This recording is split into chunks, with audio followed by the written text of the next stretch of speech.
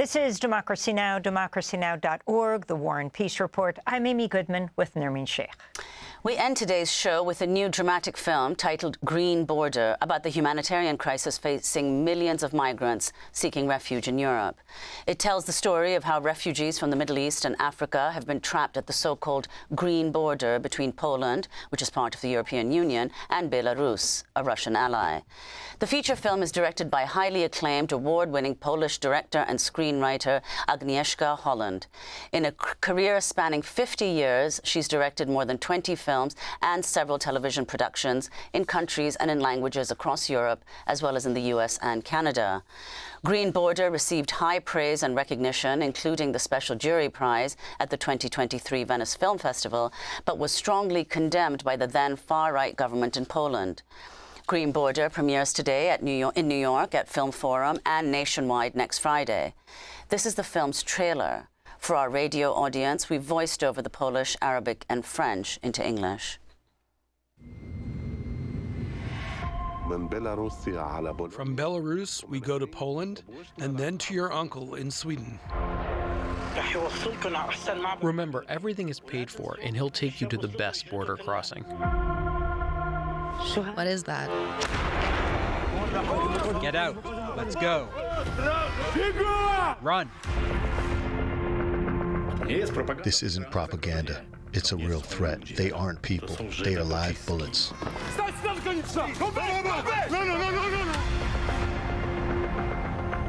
They need to get themselves together, somewhere safe. You mean migrants? Refugees. If you want to work with us, you have to accept the rules. We give food, water, medicines, and we don't enter to the exclusion zone, okay? Look, I didn't see anything, neither did you. What are you talking about? We shouldn't worry about issues beyond our control.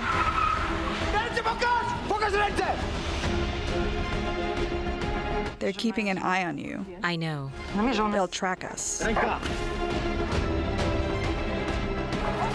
What is really going on? What do you think we're doing out there? What kind of father would take his child down this road? Helping is not illegal. Everything is going to be all right. That's the trailer for the new film Green Border that is premiering tonight in New York City. For more, we're joined by Green Border's acclaimed director, Agnieszka Holland. Her work has received a number of accolades, including being nominated for an Academy Award 3 times. Like Green Border, several of her previous films have centered around events that constitute crimes against humanity. Mr. Jones portrays the man-made 1930s Ukrainian famine. Europa, Europa and In Darkness are based on true stories during the Holocaust. Her HBO miniseries, Burning Bush, focuses on the self-immolation of a 20-year-old protester following the Prague Spring. Holland was herself arrested and briefly imprisoned in Prague for her involvement in the protests at the time. Agnieszka Holland, it is our honor to have you in our studio. Thanks so much for being here. Thank you. Thank you for having me here. Tell us about Green Border. Tell us about this remarkable film that deals with such a major crisis in the world today, how the world treats its refugees. In fact, refugees themselves play the people in the film. Yeah, you know, I'm following the refugees crisis since 2015 in Europe. Of course, it's older than that. But that crisis, as a consequence of the Syrian domestic war, triggered the big change in European mentality and in European politics. It became clear that the fear and the hate are so easy to be spread when our borders or our comfort is attacked by the challenge of newcomers. And Europe is built by the migration somehow, but in the same time, Europe is powerless when efficiently dealing with the challenge of people of different culture, different language, different race, and so on.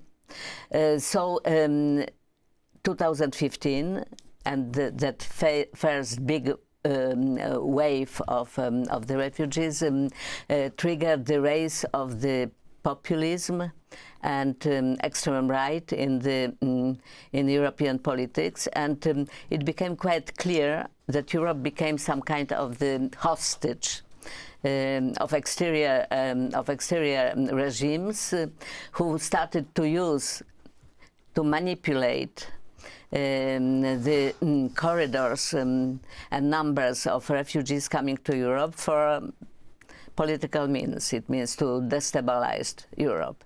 On the other hand, the response of the European Union politicians have been very inadequate. It means they started to play the game practically. Not only play the game and initiate the hate and fear, but also to take advantage of that game, to build their own political agenda and electoral agenda on the treatment and the presentation of the refugee problem. So we became all hostages of incapacity to face the truth and to be just human and to accept and respect the laws which are the ground of the democracy. The human rights, equality, solidarity, constitutions of the countries and international treaties. So frankly, it is an incredible mess right now, and it's going in a very dangerous direction, because I was doing, as you mentioned, few films about the crimes against humanity in 30s, 40s of 20th century. I know and understand pretty well the mechanism, how it starts, how that dehumanization of the group of the people leads to dehumanization altogether of entire nations or races, and how easy the avalanche starts to grow, and how easy it is to change the public opinion on that subject, and how visible is serpent's egg which is growing.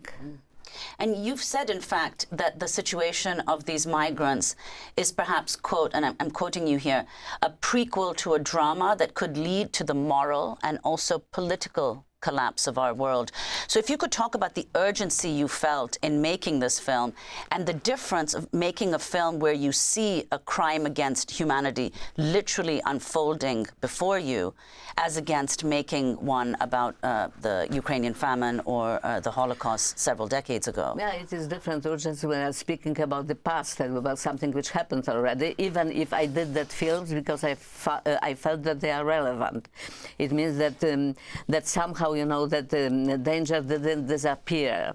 It was put to sleep by terrible experience of Second World War. And somehow we've been immune against that for a while, but that immunity, that vaccine, started to evaporate quite a long time ago. I felt it already in the 90s, but it became very visible to me after September 11, that it was the moment when I think the world shifted to another side somehow. And when it came to my border, it means 100 miles or 200 miles from the place I live in Poland, and I was born, when it was my government, even if I didn't vote for them, but the government representing my country, which is dehumanizing people and responding to that crisis by propaganda and lie and violence, I had to speak about it, so that it was immediate. I decided like 1 month after the crisis started, and when the access to the zone around of the border have been blocked for the journalists, media, humanitarian organizations and medical organizations, it means it was impossible to show in documentary way what's going on. I decided to make the fiction and to use my skills to to show to the world what's going on, and also to give back the faces and voices to those who became voiceless and faceless and became just the tool of Lukashenko and Putin on one side and European propaganda on another side. And so if you could talk about the stories that you did tell. I mean, the film is not a documentary, but it is based on accounts that you heard in your extensive research into the film from refugees. So the film is told from its three different parts: the refugees, the border guards, and finally the activists. And you spoke to people who occupy all of those positions in real life as part of your research. So if you could talk about this, and also the point that you've made about how making a film, a fiction film, allows you to treat the subject, reality, synthetically rather than just describing it. So if you could talk about these three things, the three different sections, the perspectives that you represent, and what fiction can allow you to do. Of course, the most important is the voice of the refugees, because they've been deprived of that voice. They've been just totally silenced, or not only silenced, but presented as a terrorist, pedophiles, zoophiles, and so by official propaganda by the government, Polish government then. But somehow, you know, all actors of that crisis are the victims and are facing very difficult and sometimes impossible choices. So we decided with my co-screenwriters to take that epical point of view and exactly to make it as a multi-voice story. Which seemed logical to me also because it was the first film about that particular crisis, and maybe the last one I was thinking when we've been trying to make it. I talked to the activists, that it was easy because a lot of them are my friends from before. And I was talking to the local people who suddenly some of them became activists even if they didn't plan it at all. And some became the witnesses, confused witnesses of the situation, which remind them so much Second World War. And to the refugees, to several refugees in person, to many of them just watching the recording, which was made by the activists, and are anonymous somehow, because not everybody wants to speak about their situation. They are in legal limbo, even if they pass to Europe. And by the end, I was able to talk to some border guards, which was the most difficult, of course, because it's a military force. And they are, some of them feel guilty, but many of them feel in the right to do what they are doing. So it is not black and white situation, all of that. And, you know, I was also asking myself how big role the racism is playing in that kind of the, you know, of the reception of that crisis by the Polish population. And you clearly show it by comparing it to the incredibly humane approach of the Polish government to receiving the millions of Ukrainians after Russia invaded Ukraine, as people were fleeing for their safety. You compare that to what Poland has done on the border with Belarus to the refugees. Yeah, that is very instructive, that double standards, but we have to say that we cannot simplify it. It's not only racism which plays the role here. It is also the closeness to the Ukraine, the fact that it happens just behind our border, that in Poland lives big Ukrainian diaspora, the workers, the fact that we have common enemy, because Putin is also our Polish enemy and we're going to have to leave it there, but we're going to do part 2 of this interview and post it online. Agnieszka Holland has been our guest. Her new film, Green Border, premieres tonight in New York. I'm Amy Goodman with Nermeen Sheikh.